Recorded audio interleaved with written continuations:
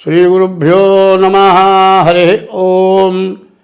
श्रीमहागणाधिपतये नमः। श्रीमहासरस्वत्यै नमः। हरि ओम।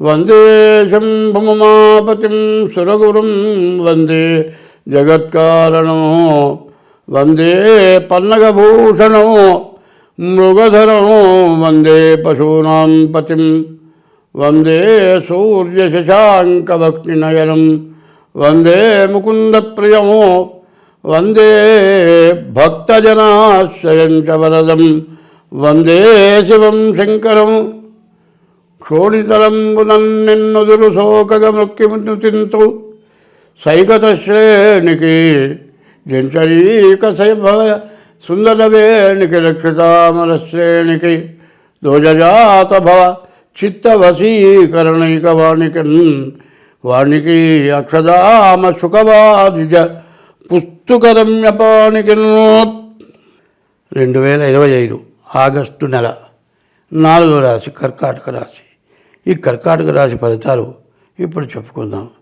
ఈ కర్కాటక రాశి ఎట్లా ఉన్నది అంటే, ఈ కర్కాటక రాశికి శుక్రుడు కుజుడు తప్పితే ఏ గ్రహాలు బాగాలేవు. పూర్తిగా ఇబ్బంది చెప్పాలి. రాహు అష్టమంలో ఉన్నాడు, ద్వితీయంలో కేతు ఉన్నాడు, రవి బుధుడు బాగాలేరు, గురువు బాగాలేరు, శని బాగాలేరు, రాహు బాగాలేరు. ఉన్న గ్రహాల్లో 6 గ్రహాలు పూర్తిగా బాగాలేవు. అయితే ఇప్పుడు ఒక విషయం చెప్పుకోవాలి. కర్కాటక రాశికి చంద్రుడు అధిపతి. చంద్రుడు సౌమ్యుడు, ఇప్పుడు కూడా మంచిగా మాట్లాడేవాళ్ళే కానీ క్రోధంతో మరి పేచి పెట్టుకొని అవతల వాళ్ళని ఇబ్బంది పెట్టే పని చేసేవాడు కాదు. కాబట్టి ఈయన ఎప్పుడూ పాపం చేయలేదనుకోవాలి. అట్లాంటి టైంలో కూడా వాళ్ళకి ఎటువంటి సమస్యలు రావు. మంచిగా ఉండేవాళ్ళు, తన నుంచి ఎవరికి అపకారం చేయకుండా ఉండేవాళ్ళు. వాళ్ళకి ఎన్ని సమస్యలున్నా కూడా తామరాకు మీద నీటి బొట్టు పడితే ఆ బొట్టు తామరాకు అంటకుండా బండిలాగా దుల్లుకుని వెళ్ళిపోతుంది. అట్లాగే ఎటువంటి సమస్యలైనా కూడా తామరాకు మీద నీటి బొట్టు ఎట్లా వెళ్ళిపోయిందో అదేవిధంగా ఈ పాపగ్రహాలు వల్ల వచ్చే సమస్యలన్నీ కూడా పూర్తిగా తీరిపోతాయి. తీరలేదు అనుకుందాం, వీళ్ళకి మంచి ఓర్పు ఉంటుంది. కొంతమంది ఎంతో బాగా సంపాదించుకొని ఎంతో బాగా ఉంటారు.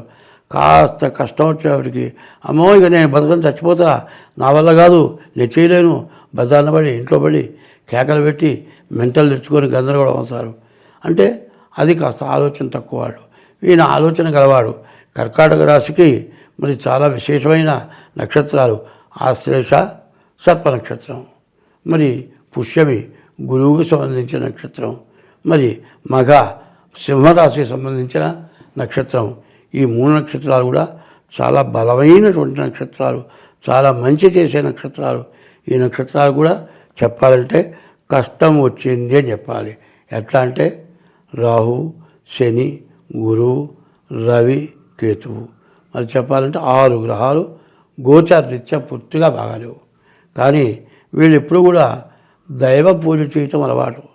ఎంతమంది చెప్పినా, ఏవి రాకపోయినా సరే, ఎంత కష్టాలు వచ్చినా దేవుణ్ణి నమ్ముకొని నువ్వే నాకు దేవుడివి, నీవే నువ్వు రక్షించాలి, ఏ మనిషిని నేను నమ్మను, ఎవరి మీద ఆధారపడను, నాకు ఉద్యోగం ఇచ్చిన వాళ్ళ మీద ఆధారపడను, నా చేత పని చేయించుకుంటే మేనేజర్కి కూడా నేను లోపడను, ఎందుకు నేను చేయవలసిన పని ఖచ్చితంగా చేస్తా, మాట అనిపించుకునే పని చేయను, నేను తలకాయించిన దండం పెట్టినా నీకు ఒక్కడికే అని భగవంతుడికి నమస్కారం చేసి భగవంతుని ప్రార్థిస్తారు ఈ కర్కాటక రాశి వాళ్ళు.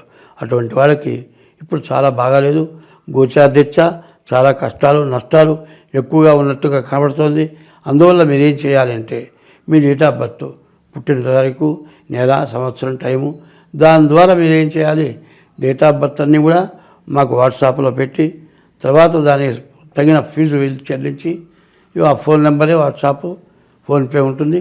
అటువంటి నెంబర్కి ఫోన్ చేసి మీరు ఊళ్ళో వాళ్ళైతే రావచ్చు, పరాయి ఊళ్ళో వాళ్ళైతే ఫోన్లోనే చెప్తాం. అట్లా జాతకం చెప్పించుకొని దానికి ఏదైనా దోషాలు పరిహారాలు ఉంటాయి, ఆ పరిహారాలు చేసుకుంటే ఏ నష్టం లేకుండా, ఏ కష్టం లేకుండా, ఏ ఇబ్బంది లేకుండా బయటపడతారు. కాబట్టి ఈ విధంగా మీరు చేస్తే చాలా బాగుంటుంది. అట్లా కాదండి మాకు డేట్ ఆఫ్ బర్త్ లేదని ఎప్పుడో మేము పెద్దవాళ్ళం మా వాళ్ళకి తెలియలేదు వేయలేదంటే హస్త సాముద్రిక ద్వారా కూడా మీకు జాతకం చెప్పడం జరుగుతుంది. అట్లా హస్త సాముద్రిక ద్వారానైనా సరే డేట్ ఆఫ్ బర్త్తో సమానమైన జాతకం హస్త సాముద్రికతో కూడా వస్తుంది. కాబట్టి మీకు కావాలంటే ఏ రకంగానైనా సరే మా నెంబర్కి ఫోన్ చేసి కింద ఉన్న నెంబర్కి ఫోన్ చేసి జాతకం చెప్పించుకోండి. మీకు అన్ని విధాలా కలిసి వస్తుంది. ఇప్పుడు కష్ట దశ కాబట్టి తప్పనిసరిగా మీరు జాతకం చూపించుకోవడం అవసరం. ఈ రాశి వాళ్ళు ప్రత్యేకించి ఏం చేయాలి? ముందు శివాలయానికి వెళ్ళాలి. శివాలయంలో 11 ప్రదక్షిణాలు చేయండి.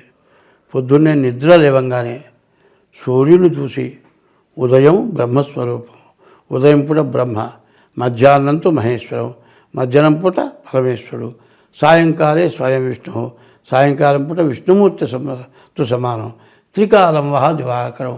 సూర్యుడికి నమస్కారం చేసి శివాలయంలోకి వెళ్ళి ప్రదక్షిణం చేయండి. ఈ శివ ప్రదక్షిణం చేస్తే మీకు దరిద్రం పోయి ఐశ్వర్యం వస్తుంది.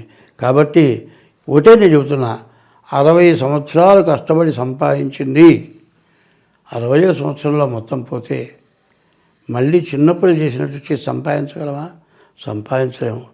ఒకటే నేను చెప్పేది ఏంటంటే, ఎవరైనా సరే ధనం ఎంత సంపాదించామనేది కాదు, రేపు అనేదానికి ఎంత జాగ్రత్త చేసుకున్నాం అది ముఖ్యంగా ఆలోచించాల్సింది, ఆలోచించి చూసుకోవాల్సింది. అటువంటి చేయకపోతాన ఏమవుతుందంటే మీరు చాలా ఇబ్బందుల పాలవుతారు. కాబట్టి మీ జాతకరీత్యా మరి బాగుండనప్పుడు హస్త సాముద్రిక ద్వారానైనా సరే మీ జాతకం చూపించుకోండి, అన్ని విధాలా బాగుంటుంది. శివాలయంలో ప్రదక్షిణ చేయండి. ఈశ్వరుడికి మారేడు దళాలేయండి. శనీశ్వరుడికి ప్రదక్షిణ చేయండి. అయితే శివాలయంలోకి వెళ్ళేటప్పుడు ముందుగా కాళ్ళు కడుక్కోండి. మరి నవగ్రహాల గుళ్ళో నుంచి బయటకు వచ్చిన తర్వాత కాళ్ళు కనుక కడుక్కుంటే మీరు దేవుడికి చేసిన పూజ ఫలితం పోయి పెద్ద పాపం వస్తుంది. మీరు పాపం కట్టుకోవాలా, పుణ్యం కట్టుకోవాలా? పుణ్యం కట్టుకోవాలంటే నేను చెప్పింది చేయండి. చాలామంది ఏం చేస్తారు, శనిగ్రహాల గుళ్ళో పోయిన తర్వాత కాళ్ళు కడుక్కుంటాం.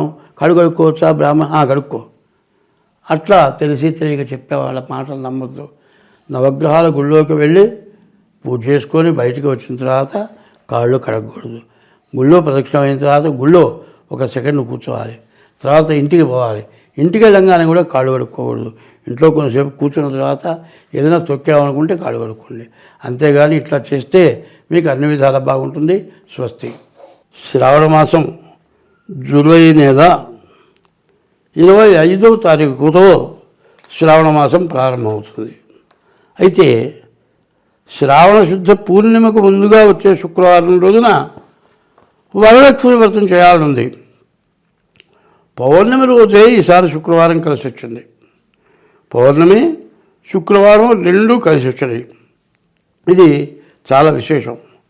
ఈ శ్రావణ మాసంలో ప్రతిరోజు అమ్మవారిని పూజించడం ఎంత వరకైనా సరే, ఏదో గుట్లు అటువంటి సూతకాలు వస్తే తప్పితే మంచి వాళ్ళందరూ కూడా చేయటానికి అవకాశం ఉన్న వాళ్ళందరూ కూడా, ఎందుకంటే అవకాశం అంటే డబ్బులు కాదు, సూతకం ఉంటే చేయకూడదు. ఎంత డబ్బులతోనైనా అమ్మవారి పూజ చేయొచ్చు. శ్రావణ శుద్ధ పూర్ణిమ రోజు వరలక్ష్మి వ్రతం చేయాలి. కాదండి నాకు అంత శక్తి లేదంటే మరి ఊళ్ళోనే ఏదో గుళ్ళో సామూహికంగా చేస్తారు. అట్లాంటి చోటైనా వరలక్ష్మి వ్రతం చేసుకోవాలి. ఈ వరలక్ష్మి వ్రతం అయిన తర్వాత అమ్మవారి సూత్రం 9 పోగులతో ఒక తోరం అక్కడ పెడతారు. ఆ తోరం కుడి చేతికి కట్టుకునేప్పుడు మరి పద్మాసనే పద్మకరే సర్వలోకైక పూజితే నారాయణ ప్రియదేవి సుప్రీత భవ సర్వదా అని ఆమెని ప్రార్థించి మరి ఈ సూత్రం 9 దారాలతో కూడిన సూత్రాన్ని చేతికి కట్టుకోవాలి. చేతికి ధరించి అమ్మవారి పూజ చేసుకోవాలి. ఇది శ్రావణ శుద్ధ పూర్ణిమ ముందు శుక్రవారం ఎప్పుడు వచ్చింది అంటే మరి ఆగస్టు నెల 8వ తారీఖు శ్రావణ శుద్ధ పూర్ణిమ. ఈ శ్రావణ శుద్ధ పూర్ణిమ రోజు మరి వరలక్ష్మి వ్రతం తప్పనిసరిగా చేసుకోవాలి. అదే కాదండి, అమ్మవారు ఇచ్చేది కూడా కాదు, ఐశ్వర్యం అంటే ఈశ్వరుడు ఇచ్చేది కూడా ఐశ్వర్యమే. కాబట్టి శ్రావణ మాసంలో ఈశ్వరుడికి ప్రతిరోజు కూడా మరి శ్రావణ మాసం ప్రారంభం నుంచి చివరి వరకు కూడా మరి ఈశ్వరుడికి అభిషేకం చేసుకోవటం, గుళ్ళో అభిషేకం చేసే టైంకి వెళ్ళటం, మారేడు దాలు తీసుకెళ్ళి దేవుడికి ఇవ్వండి. ఆ అభిషేకం మీ చేతనైతే డబ్బులు కట్టి అభిషేకం చేయించుకోండి. అట్లా కాకపోతే కనీసం పూలు ఇచ్చి అభిషేకం దాకా ఉండి తీర్థం తీసుకోండి. కాదండి నెల మొత్తం చేయించుకోలేమనుకుంటే 4 సోమవారాలు వస్తాయి, మరి పౌర్ణమి వస్తుంది, మరి మాస శివరాత్రి వస్తుంది. ఈ 6 రోజుల్లో కూడా తప్పనిసరిగా ఈశ్వరుడికి అభిషేకం చేసుకోండి. మరి శ్రావణ శుద్ధ చతుర్దశి రోజున వరలక్ష్మి వ్రతం చేసుకోండి. ఈ సంవత్సరం మీరంతా సుఖంగా ధనధాన్య అభివృద్ధి కలిగి లక్ష్మీ వల్ల అనుగ్రహం కలిగి వరలక్ష్మి వ్రతం చేసుకున్న వాళ్ళు అంతా సుఖ సంతోషాలతో ఉంటారు. స్వస్తి.